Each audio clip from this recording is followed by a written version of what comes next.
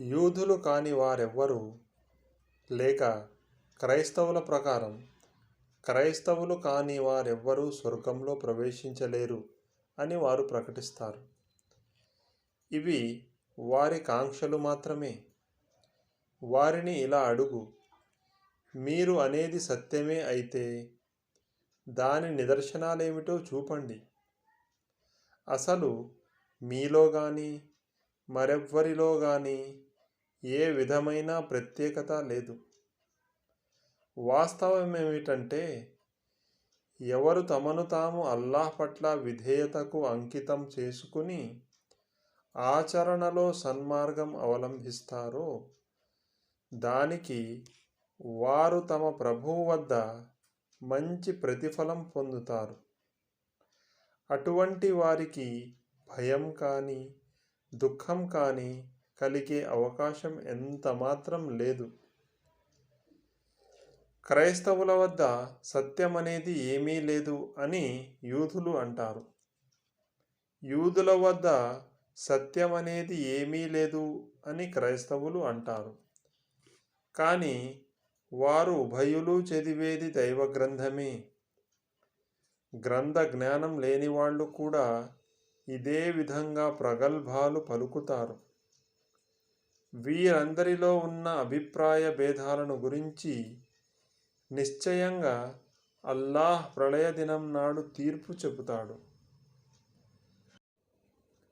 అల్లాహ్ ఆరాధనాలయాలలో ఆయన నామస్మరణను నిషేధించి వాటి వినాశనానికి వడికట్టే వానికంటే పరమ దుర్మార్గుడెవడు? అటువంటి వారు ఆ ఆరాధనాలయాలలో అడుగు పెట్టడానికి అర్హులు కారు. ఒకవేళ వారు వాటిలో ప్రవేశించినా భయపడుతూ ప్రవేశించాలి. కానీ వారికి ప్రపంచంలో తీవ్ర పరాభవము, పరలోకంలో ఘోర శిక్ష తప్పవు. ప్రాక్పశ్చిమలన్నీ అల్లాహ్వే. మీరు మీ ముఖాన్ని ఏ దిక్కుకు త్రిప్పినా అక్కడ మీకు అల్లాహ్ సమ్ముఖం లభిస్తుంది. అల్లాహ్ అంతటా వ్యాపించి ఉన్నాడు. ఆయన అంతా తెలిసినవాడు. అల్లాహ్ ఒకరిని తన కుమారుడుగా చేసుకున్నాడు అని వారు అంటారు. కానీ అల్లాహ్ ఆ విషయాలకు అతీతుడు. ఆయన అత్యంత పవిత్రుడు. అసలు యథార్థం ఏమిటంటే భూమి ఆకాశాలలో ఉన్నవన్నీ ఆయన సొంతమే. అవన్నీ ఆయన ఎడల విధేయతకు అంకితమైనవే. ఆయన ఆకాశాలకు భూమండలానికి సృష్టికర్త. తాను ఒక నిర్ణయం తీసుకున్నప్పుడు ఆయన దానిని కేవలం అయిపో అని ఆజ్ఞాపిస్తాడు. అది వెంటనే అయిపోతుంది. అల్లాహ్ స్వయంగా మాతో ఎందుకు మాట్లాడడు? లేక ఏదన్నా సూచన మా వద్దకు ఎందుకు రాదు అని అజ్ఞానులు అడుగుతారు.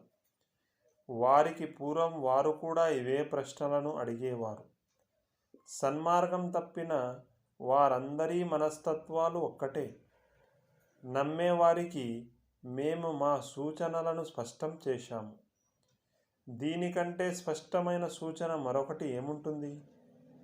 సత్య జ్ఞానం ప్రసాదించి నిన్ను మేము శుభవార్త తెలిపేవానిగా, హెచ్చరిక చేసేవానిగా పంపాము. నరకవాసం ఎన్నుకున్న వారిని గురించి నీవు ఎంతమాత్రం బాధ్యుడవు, జవాబుదారుడవు కావు.